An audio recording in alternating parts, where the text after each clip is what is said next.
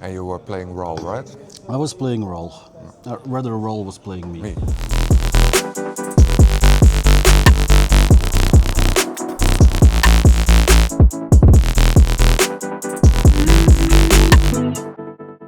So Nico, you won after a marathon finals.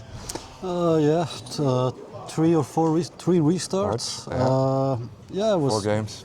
Yeah. Was I didn't even know when we started. I think we've Around 4-ish, I think, and it's now around 7:30. yeah, like 3 hours. Yeah, it was a marathon. Happy with the result, of course. Yeah, It was a really fun game to politic. I'm indeed a Quickening main. I've played Quickening for 4 or 5 months leading up to last year's European Championship. Yeah. I love Quickening. I love no bad cards. Quickening. But it's not performing that well for me. Also leading up in the Euros, it was not performing so well for me. So I knew coming into this season, I want to do something different. This was a smaller tournament, and I prefer the turbo option in a smaller tournament. Why would you choose a turbo for a smaller tournament? In a smaller tournament, so you have the local players, and the local players might not know Raw. There's a brewer's advantage. Raw kind of exploits it more. People that don't know Raw are easily inclined to say, I'm not keeping up my 1 mana for a dismember, or I'm not casting my commander but a wristic for Deadly Relic, for example. So I figured I'd play Raw into today there were a lot of wild tech lists. Yeah. I was kind of expecting that, and I figure Raw will do better in that. My experience with RAL, I took it to 2 tournaments. I got to flip it once, no activations on the Planeswalker side. So You can only do it when it's -8, so you have to. I think the Raw Ultimate, it's not a trap. I'm not gonna say it's a trap. Okay. But there are 2 things I try to avoid when playing Raw, and that's wheeling, and that's having to use a Raw activation to win. So when I can just storm off, like Storm of Memories is, I hate to resolve the card, but it's one of my favorite cards in Raw. That makes sense.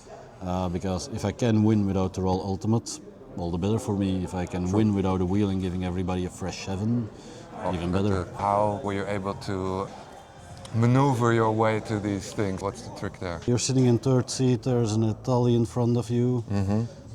There's Selesnya, he's playing Emil Selesnya. He's playing the Deafening Silence, the Archon. He mulliganed well into the pieces. There's a blue farm on 4th seat to complete the set. Yep. And you have to worry about, you're looking for different answers, and you're asking a lot from your opening hand. You want a Chain of Vapor, you want a Flusterstorm, and you can't have everything you want. But yeah, I won, so must have done something right, I guess. Well, you did it for a long time at least. That last turn was typical call, I think. Yeah, it was. I was 3rd seat going into the final, so this was my moment to push, because I don't think I would have won a game in the time remaining. Couldn't get a mana engine out. I had to do a mini Past in Flames. I kind of found a line where I could gamble for a Chain of Vapor, and I needed to fill my hand. I got lucky with Lock and Load. And then I was looking for a line from how can I find an answer here without having to discard it to the gamble effect. And yeah, I couldn't, so I had to risk it, gamble with 15 cards in hand. So yeah, it was the best out. And then when it was for a Faction Bobble in play. Yep. And then I found the chain, didn't discard it, got a blue source from, I paid 3 red mana for flashbacking Strike It Rich, Chain of Vapor to Faction Bobble, was sacrificed in response. Then my interaction opened up. I knew at that point with Connection Probe there was only 1 pack to play around. Yep. I had a Fluster and a blue mana source just put aside. That was that card. Yeah. Then it opened up all my mana rocks, and I was able to find the next line. And then with Royal Ultimate I had Storm of Memories. And then I just asked my opponents to concede because nobody wants to resolve Storm of Memories. Well, there was the lock and load, there was another ultimate coming, I would have seen my entire library, and at that point it was a deterministic win with Underworld Breach. You've already mentioned there was a lot of politicking. I saw you do a lot of politicking as well to get to all these restarts. So I think I'm a better politicker than I am a Magic player. It also comes from my experience. I do consider myself a bit of a tournament grinder. Yeah. I play a lot of games, I see a lot of games play out. I'm not saying I'm an authoritative figure, but when I sit down, I'm not saying I'm easily becoming the mayor of the table. Yeah, but you're... I know most decks. Yeah. If the deck has put up a result in the last 6 months, I will probably have seen the list because I do... A lot of research, I mean, on the bus to work I have half an hour. I'm just looking at deck lists. Fair enough. And then you can use that information to say you're playing in a meal in this pot. They might not immediately realize how does Emil win, and you can sit there saying, oh yeah, but he does this, and this, and I'm not saying I'm gaslighting people. You can try to maneuver and kind of direct where everything's going and set priorities where you're a bit lower than you should be, and they are a bit higher than they should be, maybe. I mean, it depends on the deck you're playing. If you're playing blue form, you can get away with that because unless you have a Smothering Tide and a Ristic and 20 cards, you may not seem too threatening, which is why blue form keeps winning.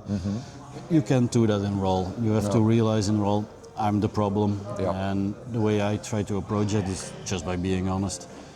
I mean, if we're in a pot, it happened today. I went to a mulligan to 3 and I had Sink into Stupor, some lands, Chain of Vapor, a Snap, and Pact of Negation. I'm down to 5. I know this stops basically the first person who tries to win in this pot, except maybe blue form. But I know my role in this game now is to try to lead it to a restart, and I can have another attempt to win. If you look at the last game, there was a Pact of Negation, and there were a lot of critical moments where I knew from if they do it now, my turn ends. I'm not telegraphing that, of course, but in this case, there was one Italy player who still could go for a win if it gets back to him. He didn't think Emil or Blue Farm would win. So he wouldn't accept the restart yet. And at that point, I got so far, the Pact of Negation was irrelevant. I mean, like I said, I had a blue source next to my Flusterstorm that was exiled, and I got free reign. Yeah, true. So I remember that point. You had put Jessica's Will on the stack. Was that the right point of interaction for them? I think I cast Jessica's Will 3 times, and I think 2 of those times were critical interaction points because I was out of mana. I understand the Italy player, but I think he should have agreed to a restart sooner. Then we would still be playing. You are very clearly from Belgium. The Dutch people know right away, and I imagine when we go to your country, we stick out as well. So you came all the way to Amsterdam for this tournament. I believe you slept here last night as well. I made a weekend from it. Yeah, you played also last night with some of the people who were here. How easy do you find it to travel for these tournaments? Depends on where they are. If any TO is listening or watching, please host your events near an airport. That makes it a lot easier. That makes it easier. It helps that I like traveling for CEDH. I love the European communities. They're also open and welcome. True. I've had some bad experiences, but almost ignorable. I just like playing CEDH. Yeah, that's fair. Of course, we live in a very connected Europe where it's quite easy to get where you want to go. Yeah, and you can come to our tournaments, we can come to yours. It's one big community. I wouldn't say the CEDH community in Europe is one big community. But like the Netherlands, the people know each other. In Belgium, the people know each other. And of course, that's so close. And this is true. we all want to qualify, so we consider going to each other. And I think the Belgium and the Dutch community are pretty close in that regard. Yeah, I think so too. And then it's especially the grinders, because the grinders show up at our events, our grinders show up at your guys' events. True. It's nice to connect, and I mean, if you look at the Euros, you see the Italian guys standing next to each other, you see German guys standing next to it, and you see the Belgian and the Dutch standing together. Yeah, we the Dutch group took a big group picture on the stage in Monsoon. And you were the one that snuck in as well. Yeah, you guys took it too early because I wanted to jump on stage, but you guys beat me to it. Oh well, yeah, no, but you're always welcome here, certainly. And, I feel welcome as well. I love coming to the Netherlands for events. Okay, awesome. Well, thank you very much. Thank you. Good luck in Birmingham.